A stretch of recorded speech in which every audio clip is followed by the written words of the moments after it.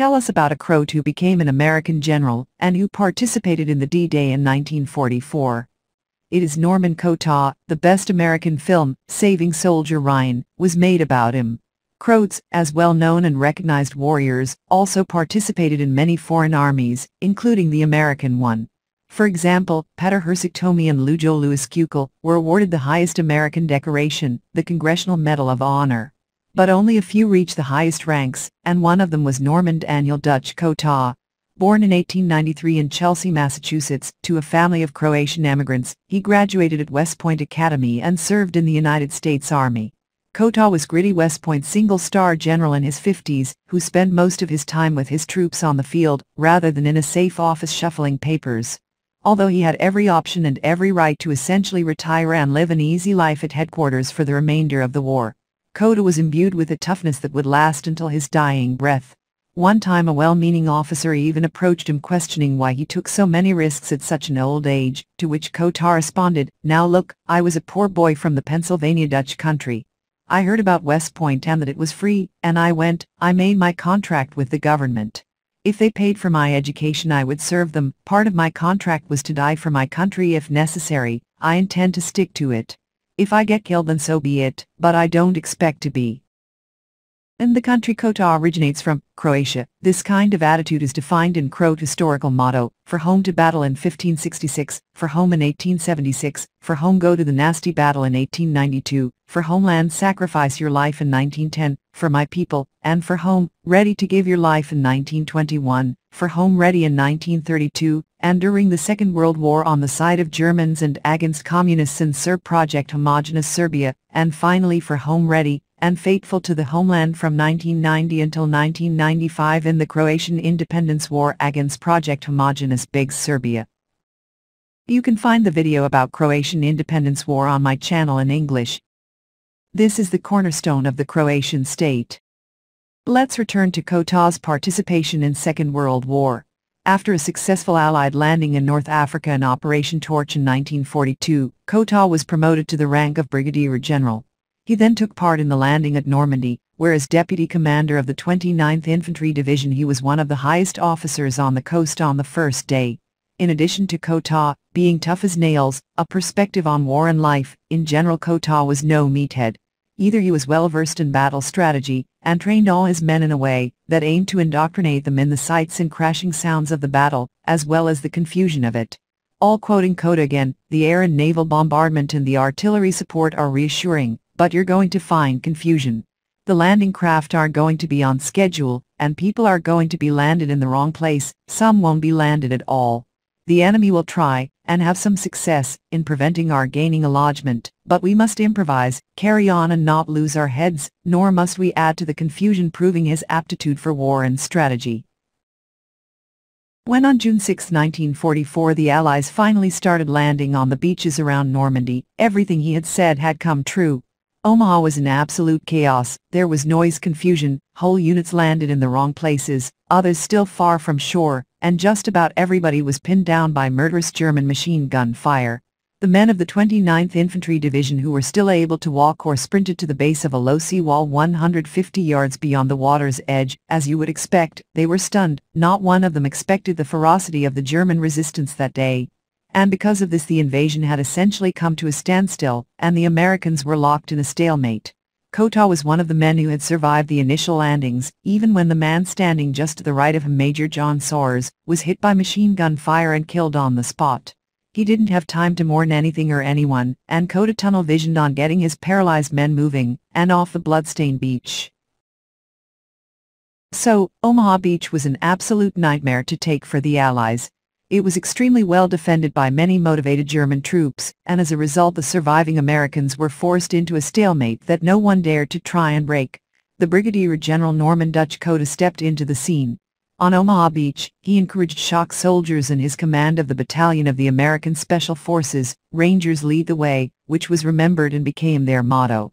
He is also known for the statement, "Gentlemen, we are being killed on the beaches, let us go inland and be killed." As D-Day anywhere rallying, the men specialists armed with Bangalore torpedoes eventually blew up vital gaps in the thick, barbed wire just beyond the seawall, and American soldiers began a slow crawl upward as they advanced the steep hillside on their way to completely neutralize the German defensive positions. Cota, now alongside both the 5th U.S. Ranger Division as well as the 29th Infantry Division, helped to forge the path upwards to the German positions after he got another specialist to blow a gap in the wire closer to the Germans. Disaster struck, and the first brave man who ran through the gap was cut down by machine gun fire and was sobbing for a medic and his mama. This had a profound effect on the men, and they were once again paralyzed. Cota, realizing this, decided to show them it could be done. He then leaped up and dashed across the road and through the gap that was made. He found cover and shouted for others to follow. A few other brave souls did exactly that, and when they weren't hurt, a snowball effect occurred, and it convinced dozens more to try it. Soon Cota had a sizable group of men that were the first to break out of the deadly beachhead. They traversed through a mine-ridden field, losing several men in the process, but they eventually made it to the French village of Vieilleville and took it by themselves as more and more men streamed through the initial gaps made by Cota and his first men out. They saw Cota in the town's main street twirling his pistol and his index finger like an Old West cowboy. He then looked at all the newcomers saying, "Where the hell are you being, boys?" Cota, however, wasn't through with his heroics for the day, and he proceeded to take a German position with only 6 other men who took it from the rear. The very next day, on June 7th, after a daunting battle on Omaha Beach, Cota happened upon a group of infantry pinned down by German gunfire. The men were firing behind stone walls, and the Germans were firing from a house. He asked the captain why they weren't taking the house. "Sir, the Germans are in there, shooting at us," he replied. "Well, I'll tell you what, Captain," said Cota, grabbing grenades from his jacket. "You and your man start shooting at them. Watch carefully. I'll show you how to take a house with Germans in it." He then led a squad up to the house and tossed grenades into the windows, yelling like a madman. He then sprinted through the door as the last few Germans in the house fled for their life out the back. General Cota strutted back to the captain and said, "You've seen how to take a house. Do you understand? Do you know how to do it now?" The captain replied, "Yes, sir." "Well, I won't be around to do it for you again," Cota said. "I can't do it for everybody." Nonetheless, Cota did indeed continue kicking doors down and screaming whilst throwing grenades, and typically he entered a war zone close behind the head of a column, which was not something often seen by a man of his rank. Eventually Cota took a piece of shrapnel to the arm, and was annoyed to be taken out of the fight for a mere week by the end of the month. However, due to his heroic acts on the battlefield, he was given command of his own infantry division, that division being the 28th, and on August 29, 1944, he marched tall in the Champs-Élysées of Paris, having helped liberate the iconic city from Nazi subjugation. He later took part in the bloody Battle of the Ardennes. When the Germans surprised the Allies in a surprise military attack, Cota's unit came under direct attack. Despite heavy losses in bitter battles, his unit managed to slow down and ultimately stop the German breakthrough. Apart from his warrior skills, Cota was remembered for awarding the last death sentence to an American soldier in history. Although such a verdict has not been handed down since the American Civil War, Cota upheld the death sentence by shooting soldier Eddie Slavic for desertion. The character of the American general of Croatian origin Cota has been screened on several occasions, for example in the film The Longest Day, played by Robert Charles Derman Mitchum. Croats had 2 armies in the Second World War.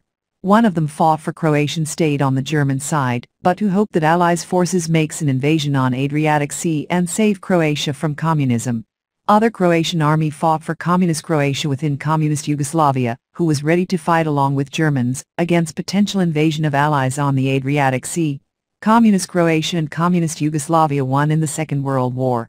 Since Norman Cota fought for democracy, and since during the Croatian Independence War Croatia overthrew communism and Croatian new constitution, nowadays Croatia is in line with the Western democratic values for which Norman Cota fought. You can see more videos in English on this playlist.